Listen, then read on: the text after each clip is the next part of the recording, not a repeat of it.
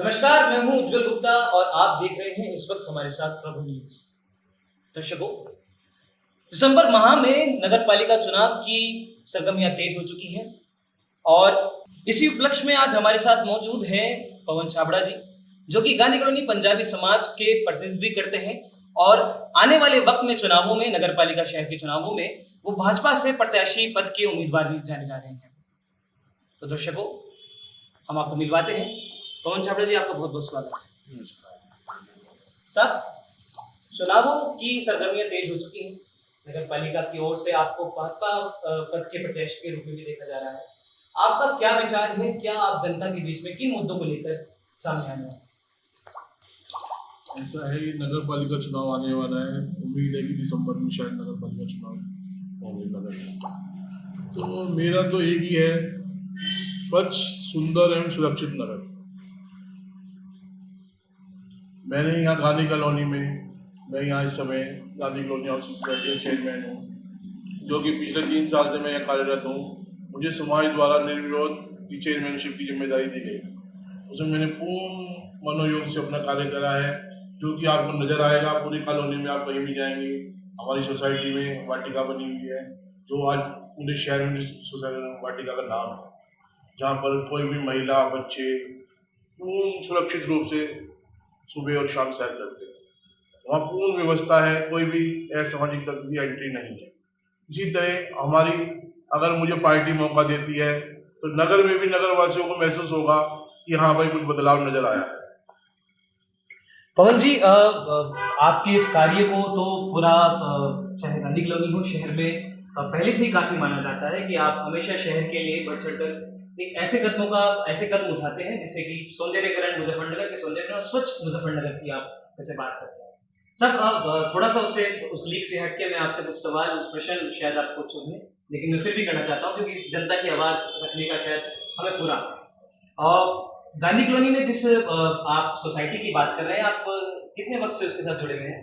लगभग 3 साल से मैं वहाँ पर सभापति के पद पर हूँ। जी सर, कितने मेंबर्स उसमें लगभग हमारी सोसाइटी के अंदर? पूरी कॉलोनी में 663 परिवार है, जिसमें 7 संचालक मंडल में 7 लोग हैं हम, और मैं निर्विरोध चेयरमैन बना हूँ 3 साल। सर, निजी समस्या आप भली बुद्धि जानते होंगे कि एक ऐसी समस्या पिछले कई वर्षों से गांधी कॉलोनी में जनता को भी, जो आम मजदूर सड़कों पर काम करते हैं, उनके सामने भी एक ऐसी समस्या है जो कि बहुत ही निजी है। सुलभ शौचालय, कोई भी सार्वजनिक सुलभ शौचालय, पब्लिक टॉयलेट हमारी इस गांधी कॉलोनी में नहीं है।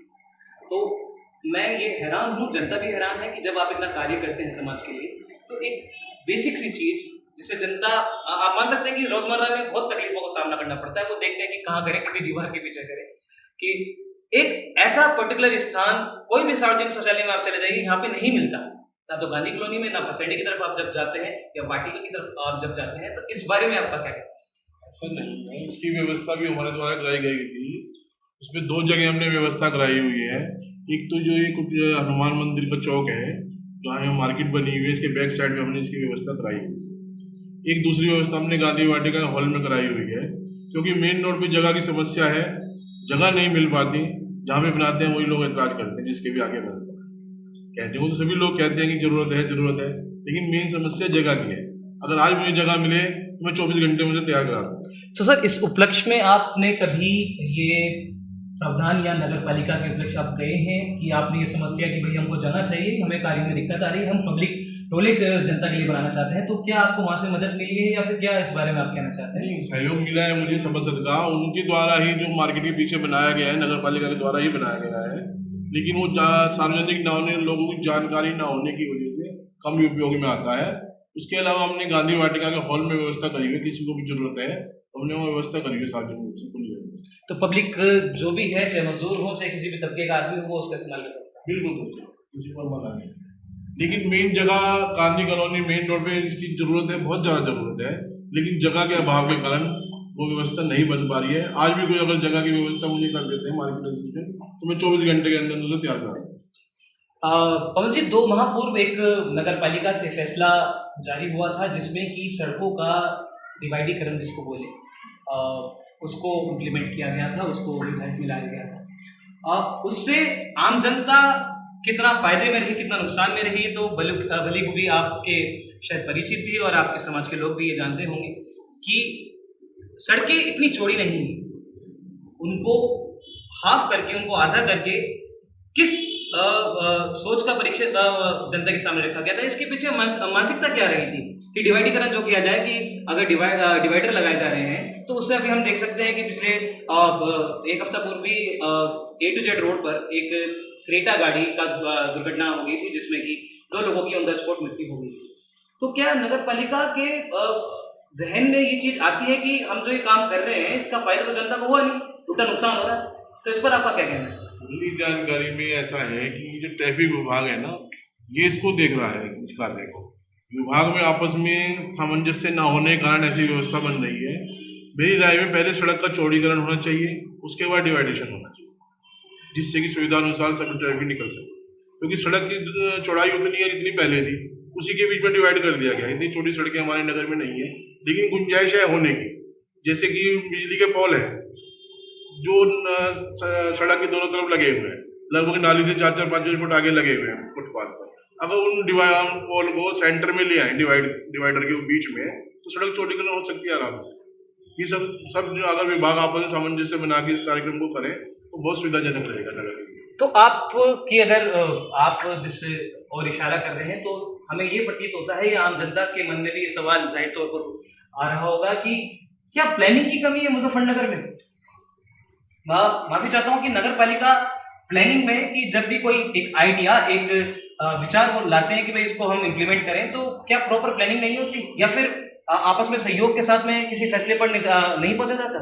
मैं जो प्लानिंग का अभाव समझता हूँ, जैसे अभी पीछे आपने देखा होगा कि गैस पाइपलाइन की अभी व्यवस्था हुई है शहर के अंदर, हमारी कॉलोनी में मेन रूप से हुई है, तो जगह जगह पाइपलाइन वालों ने गड्ढा खोद दिया। मैं उसी पर आ रहा हूं। और 1 साल हो गया, 1.5 साल अभी तक वो लाइन स्टार्ट नहीं हुई। सड़क बनती है, गड्ढे जगह जगह हुए पड़े हैं, हम उसे गड्ढे को भरवाते हैं, सोसाइटी द्वारा ही भरवाते हैं। पता लगा आज हमने गड्ढा भरवाया, तीसरे दिन फिर आगे उन्होंने फिर खोद दिया उसको। इसीलिए कई जगह सड़कें नहीं बन पा रही है। हमने अभी, मैं इसका उदाहरण देता हूँ, गली नंबर 15 सड़क बनी थी नई, बिल्कुल। उसको सड़क को बनाते ही 4 दिन बाद वो पाइपलाइन वाले आ गए, बिल्कुल नई सड़क, कि भाई हमें तो इसमें पाइप डालना है, उससे पहले सो रखे हैं। ये आपस में सामंजस्य नए विभाग का ना होने के कारण ही समस्या आती है। सर, ऐसा क्यों होता है कि सिस्टम में आने से पहले और सिस्टम में आने के बाद प्रत्याशी के जो विचारों में और है कि एक निजी विचारों में काफ़ी बदलाव देखा जाता है। सिस्टम में आने से पहले वो हर एक समस्या को समझते हैं कि ये तकलीफ है, ये निजी तकलीफ है, ये इस समस्या से हमारी पब्लिक जूझ रही है, लेकिन सिस्टम में आने के बाद जैसे वो उन्हीं को नज़रअंदाज करने लगते हैं। ऐसा क्यों होता है? सबका अपना अपना स्वभाव है। कोई तो सेवा के हिसाब से आता है, कोई आता है अपने हिसाब पर्सनल उससे, कोई नाम के लिए। अब ये तो सब अपन स्वभाव पर डिपेंड करता है। अगर हम किसी काम को कर रहे हैं, जब हम सब पद पर नहीं थे तब भी उसी तरह से जनता का सहयोग कर रहे थे, आज हम पद पे हैं तब भी कर रहे हैं, और आने वाले समय में अभी हमें कॉलोनी की जिम्मेदारी मिली है।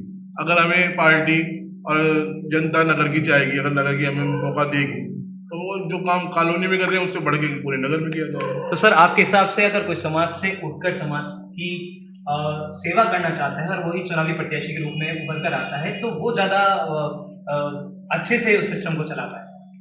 ऐसा नहीं, ये अपने स्वभाव पर डिपेंड करता है। समाज सेवा अलग चीज़ है और राजनीति अलग चीज़ है।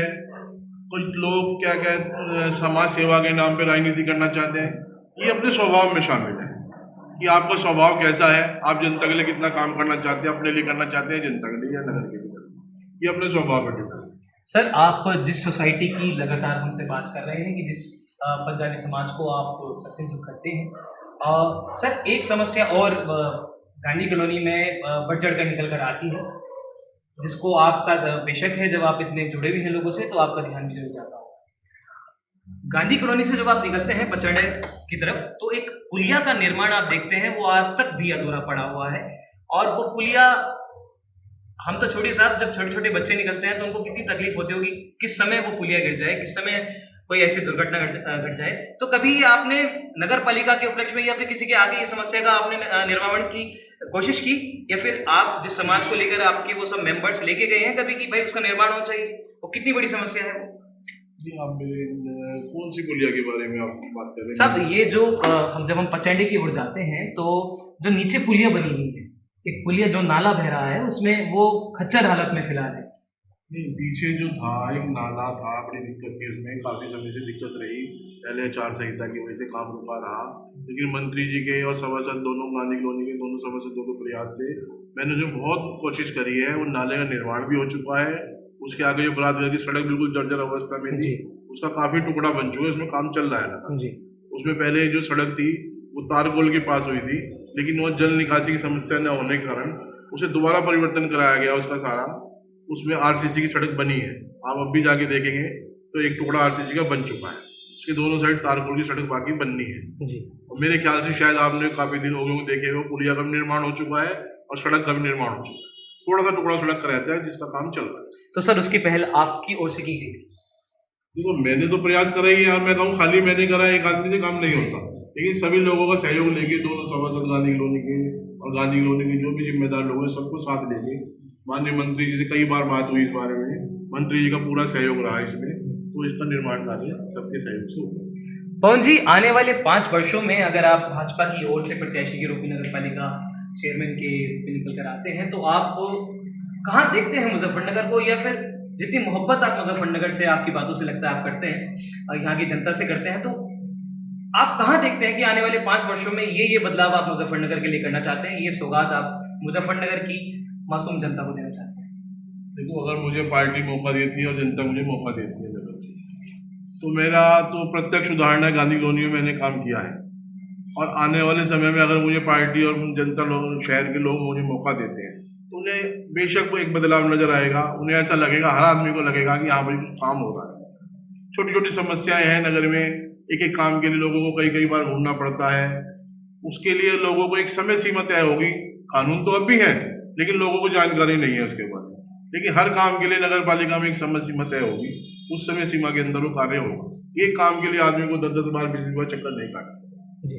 सर, सौंदर्यीकरण के लिए आपकी क्या प्लानिंग है? जैसे कि दिल्ली में केजरीवाल साहब भी हमेशा जिक्र करते हैं कि हमारे पास ये मॉडल है, वो फैक्ट्स की बातें करते हैं, भाजपा से भी फैक्ट की बातें आती हैं। तो सर, आपकी क्या प्लानिंग है कि अगर आपके पास में यही नगर निगम है तो इसके क्या आप लेके चल रहे हैं कि हाँ साहब, मेरे पास में ये मॉडल है जिनसे मैं मुजफ्फरनगर की रूपरेखा बदल सकता हूँ? आप मेरा कार्य यहाँ देख सकते हैं। मैंने कॉलोनी में 3 साल के अंदर पूरे पार्क का पुनर्निर्माण किया है। वहाँ सब लोगों को, एक एक आदमी गांधी कॉलोनी में, जिसके लिए आप किसी से भी चर्चा कर सकते हैं कि पार्क की क्या हालत है, क्या करते हैं। दूसरा, मैंने अभी लेटेस्ट ही इसी पिछले हफ्ते में गांधी कॉलोनी, गांधी वाटिका से लेकर गली नंबर 13 तक एक रोड है जिसे सुबोधनी आश्रम मार्ग का नाम दिया गया है सोसाइटी की ओर से जी। उसमें विकास कार्य चल रहे हैं। पूरी लाइटिंग की व्यवस्था मैंने यहाँ से वहाँ तक की है। आप कभी भी जाके देखेंगे अपने कैमरे की नजर से तो आपको शाम के समय नजर आएगा हाँ कुछ काम हुआ, और बिना भ्रष्टाचार के काम हुआ है। और मैं ज्यादा बड़ी बात तो कहता नहीं हूँ, जितने में पूरी सड़क का काम हुआ है, इतने में पिछली योजना में शायद एक पोल का काम हुआ होगा नगर जी। चलिए, हमारी शुभकामनाएं आपके साथ हैं पवन जी, और हम यही उम्मीद करते हैं कि एक बदलाव मुजफ्फरनगर की जनता को देखने को मिलेगा, एक ऐसा बदलाव जो कि उन्हें एक सौगात के रूप में मिलेगा। और आज यही वादा करके पवन जी हम आपसे भी इजाजत लेना चाहते हैं। कुछ आखिरी शब्द आप जो आश्वासन मुजफ्फरनगर की जनता को देना चाहते हैं कि वो आने वाले चुनाव में आपको वोट करें। तो मेरा तो यही कहना है सबसे कि मुझे एक अगर पार्टी और शहर की जनता मौका देती है तो जनता को लगेगा नगर में बदलाव आया, जैसे हमारी गांधी कॉलोनी में बदलाव आया। मेरे पे उदाहरण है, सिर्फ कहने की बात नहीं है, मैंने करके दिखाया है 3 साल में। जैसे मैंने कॉलोनी में करके दिखाया है, और पिछले कोरोना काल में, जैसे पिछले 2 साल पहले कोरोना रहा है, गांधी कॉलोनी के अंदर किसी भी परिवार को किसी भी चीज की जरूरत पड़ी हो, चाहे वो राशन की पड़ी हो, दवा की पड़ी हो, दूध की पड़ी हो, किसी भी XYZ किसी भी चीज, यहाँ तक कि पास की पड़ी हो, किसी भी चीज की कोरोना में व्यवस्था की जरूरत पड़ी हो तो घर बैठे ने व्यवस्था भी दी है। ये आप कहीं भी पता कर सकते हैं पूरी कॉलोनी के अंदर जाके। मेरा रिकॉर्ड रहा है पूरे कोरोना काल के अंदर सुबह 6 बजे से लेकर रात को 11 बजे तक मैं फील्ड में रहा हूँ। ये हर गांधी कॉलोनी का एक आदमी आपको बता सकता है। तो उसी भावना से मैं पूरे नगर में भी काम करूंगा। लोगों को बदलाव महसूस होगा, लोगों को अपने पारिवारिक माहौल महसूस होगा, किसी काम में कभी कोई दिक्कत वाली स्थिति नहीं आएगी। चलिए पवन जी, हम यही उम्मीद करते हैं कि आपको जनता का प्यार ऐसे मिले और आप जनता की सेवा में लगे रहें, और आने वाले वक्त में आप चुनावी प्रत्याशी अगर घोषित भी होते हैं तो आप विजयी बने और बाकी तो ये सब लिखित है कि जनता का क्या मूड होगा वो तो आने वाले वक्त में हमको पता ही लग जाएगा। तो इसी के साथ हम आपसे इजाजत लेना चाहेंगे। तो दर्शकों ये थे पवन छाबड़ा जी। इनके विचार हमने जाने और आने वाले वक्त में क्या जनता ने मूड बनाया है, क्या जनता का फैसला होने वाला है, ये तो हम सब आपको बताते ही रहेंगे। तो इसी के साथ मैं आज इस एपिसोड का, इस इंटरव्यू का अंत करता हूं और आप जुड़े रहिए, देखते रहिए हमारे साथ प्रभु न्यूज़। मैं उज्जवल गुप्ता आपसे इजाजत चाहता हूं।